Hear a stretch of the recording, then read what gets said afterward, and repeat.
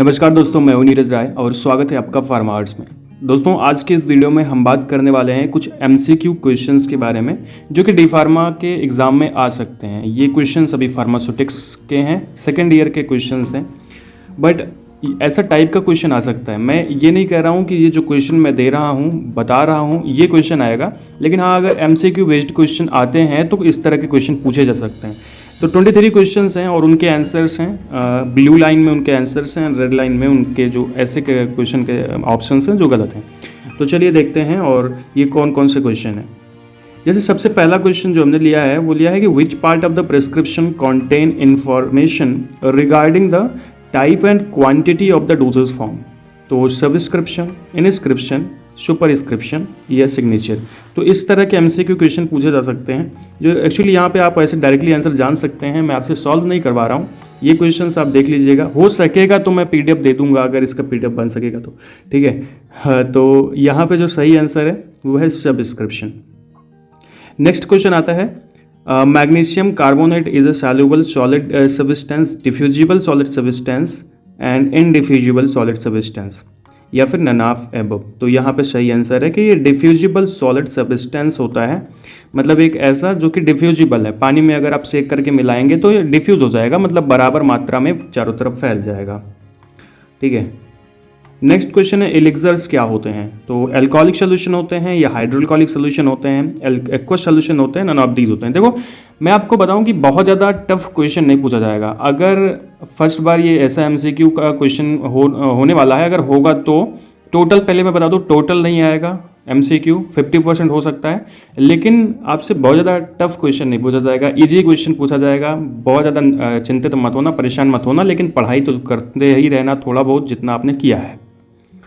तो alcoholic solution या हाइड्रोअल्कोहलिक solution होता है। तो यहाँ पे सही आंसर आपको पता ही है, हाइड्रोअल्कोहलिक सोल्यूशन होता है। हाइड्रोअल्कोहलिक सोल्यूशन होने का मतलब क्या है कि इसमें अल्कोहल भी होता है और वाटर भी होता है, मतलब ये एक एक्वस सोल्यूशन होता है जिसके अंदर अल्कोहल भी प्रेजेंट होता है। अगला क्वेश्चन आपका, vehicle present in linctus. Linctus में कौन सा व्हीकल होता है? तो ऑलवेज सिरप, एरोमेटिक वाटर या नन ऑफ दीज। तो यहाँ पे सिरप, लिंक्टस में हमेशा जो है सिरप का यूज करते हैं लिंक्टस में व्हीकल के रूप में। व्हीकल का मतलब वो पदार्थ जिसमें सारी दवा मिला दी जाए और उसी की सहायता से हम लोग इनहेल कर ले दवा, इंगेज कर लें दवा, ठीक है। तो उसको हम लोग कहते हैं व्हीकल या वाहक। तो यहाँ पे सिरप का यूज किया जाता है।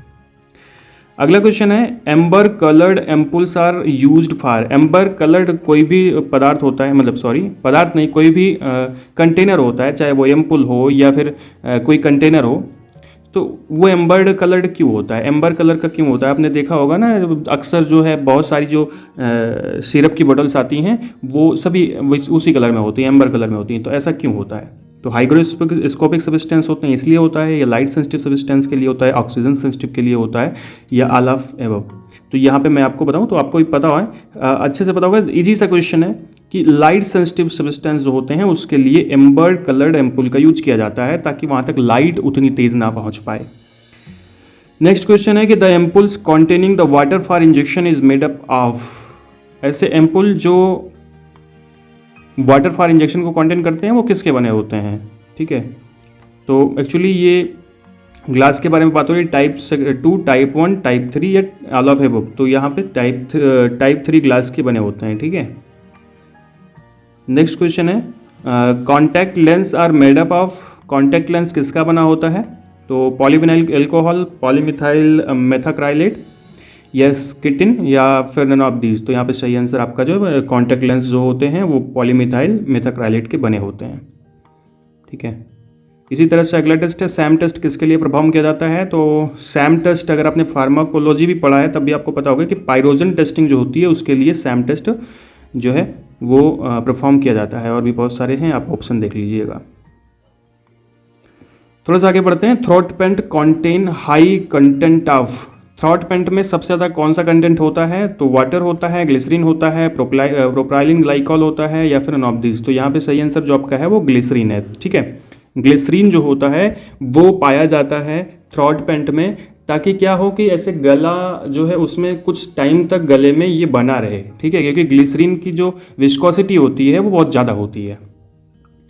अगला क्वेश्चन है लाल टेस्ट किसके लिए किया जाता है? एल। तो measurement of osmotic pressure, detection of the pyrogens, leucocyte count या फिर नन ऑफ दीज। तो यहाँ पे सही आंसर है कि पायरोजन के डिटेक्शन के लिए जो टेस्ट होता है वो लाल टेस्ट किया जाता है। अगला क्वेश्चन है कॉन्टैक्ट लेंस और यहाँ पे कॉन्टैक्ट लेंस आ रहा है। मैं आपको बताऊं कि ये 20 क्वेश्चन ही हैं, ये बार बार एक ही क्वेश्चन लगता है लिख आ चुका है, तो एक ही बार है। अभी क्वेश्चन अगला जो है आपका the label shake well before use indicate on the mixture containing, मतलब जो मिक्सचर ऐसे कौन से मिक्सचर के ऊपर शेक बेल बिफोर यूज लिखा होता है। तो यहाँ पे soluble medicament, diffusible medicament, potent medicament या मिसिबल लिक्विड।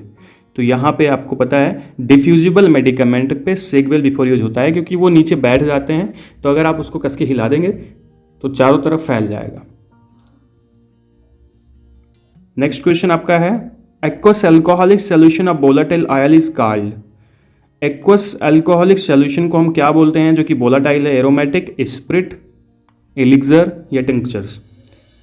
तो आपको पता है ना, बहुत आसान है। स्प्रिट जो होता है वो क्या होता है? एक एक्वस सॉल्यूशन होता है, साथ ही साथ में ये वोलेटाइल भी होता है, तो यहाँ पे स्प्रिट जो है वो सही आंसर होगा।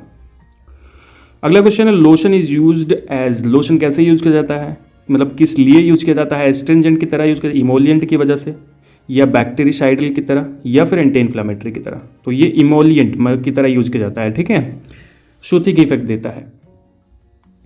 अगला क्वेश्चन है 1 फ्लूइड ऑन्स इज इक्वल टू, एक फ्लूइड ऑन्स कितने का बराबर होता है? 30 ml, 20 ml, 25 ml या फिर 50 ml। तो 30 ml के बराबर होता है एक फ्लूइड ऑन्स। इस तरह के क्वेश्चंस पूछे जा सकते हैं आपसे, ठीक है।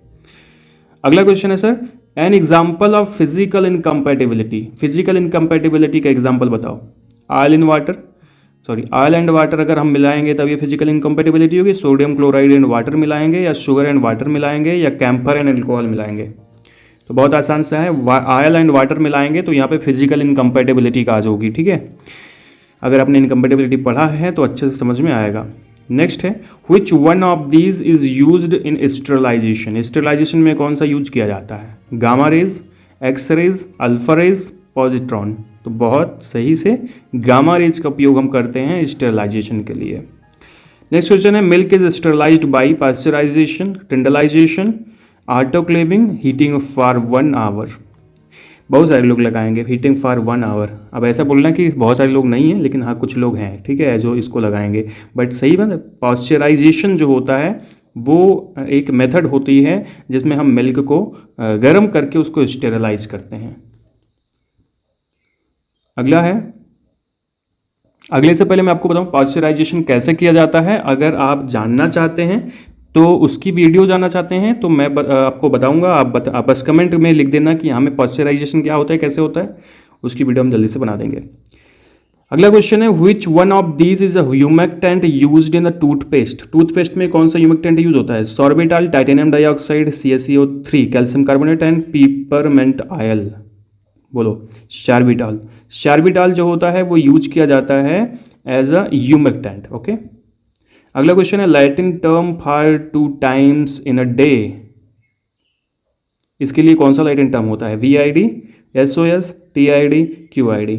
तो यहाँ पे BID जो होता है इसका मतलब होता है twice time in a day, okay. इस तरह के क्वेश्चन आपसे पूछे जाएंगे।